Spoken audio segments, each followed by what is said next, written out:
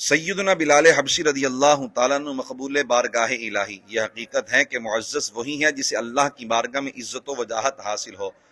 خواہ دنیا دار لوگ اسے کچھ بھی نہ سمجھیں۔ اس کے برعکس جسے اس بارگاہ سے اعزاز نصیب نہیں، وہ دنیا کے تمام اسباب جمع کر لے تو بھی بے وقعت ہے۔ سیدنا بلال حبشی رضی اللہ تعالیٰ عنہ کو بارگاہ الہی میں کس قدر مقبولیت حاصل ہے، اس کا اندازہ آیت قرآنیہ سے کیا جا سکتا ہے۔ سیدنا عبداللہ بن عباس رضی اللہ تعالیٰ عنہما سے روایت ہے کہ فتح مکہ کے موقع پر جب رسول مکرم صلی اللہ علیہ وآلہ وسلم کے حکم سے سیدنا بلال حبشی رضی اللہ تعالیٰ عنہ کعبہ مشرفہ کی چھت پر اذان دینے کے لیے چڑھے تو جاہلیت کے تکبر میں مست لوگوں کو بہت عجیب لگا کہ عرب و عجم کے مرکز میں ایک عجمی کا ایسا اعزاز، بلند نسب والے عربوں کی موجودگی میں ایک حبشی کی ایسی عزت افزائی،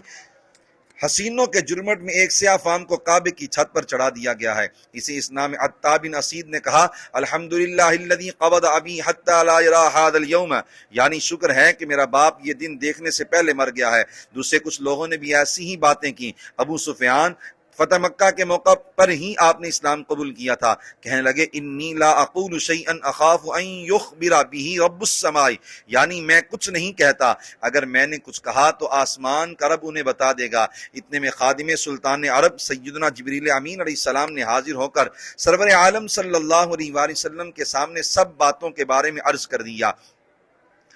آپ صلی اللہ علیہ وآلہ وسلم نے ان لوگوں کو بلا کر فرمایا، قد علمت الذی قلتم، تم نے جو کچھ کہا ہے مجھے سب پتہ چل گیا ہے۔ چنانچہ انہوں نے اپنی باتوں کا اقرار کیا۔ حضرت عطا بن اسید اور حارث بن ہشام رضی اللہ تعالیٰ عنہما کے دل کی دنیا ہی بدل گئی، کہنے لگے، نشہد انک رسول اللہ واللہ ما اطلع علی ھذا احد کان معنا فنقول اخبرک، ہم گواہی دیتے ہیں کہ آپ اللہ تعالیٰ کے سچے رسول ہیں، قسم بخدا اس وقت ہمارے پاس کوئی اور شخص تھا ہی نہیں کہ ہم کہیں اس نے ہماری باتیں سن کر مخبری کی ہے۔ ایک روایت کے مطابق اسی موقع پر یہ آیت کریمہ نازل ہوئی، ان اکرمکم عند اللہ اتقاکم ان اللہ علیم خبیر، بے شک اللہ کے نزدیک تم میں سب سے زیادہ عزت والا وہ ہے جو تم میں سب سے زیادہ پرہیزگار ہے، بے شک اللہ جاننے والا خبردار ہے۔ شان نزول کے تناظر میں آیت کریمہ کا مفہوم یہ ہوا کہ اپنے رنگ و نسب پر تکبر کرتے ہوئے بلال رضی اللہ تعالیٰ عنہ کی عزت افزائی پر تعجب کرنے والوں، اسے دل کا تقوی نصیب ہے، اور پاکیزہ دل والوں کو میں دونوں جہان کی عزتوں سے نوازتا ہوں۔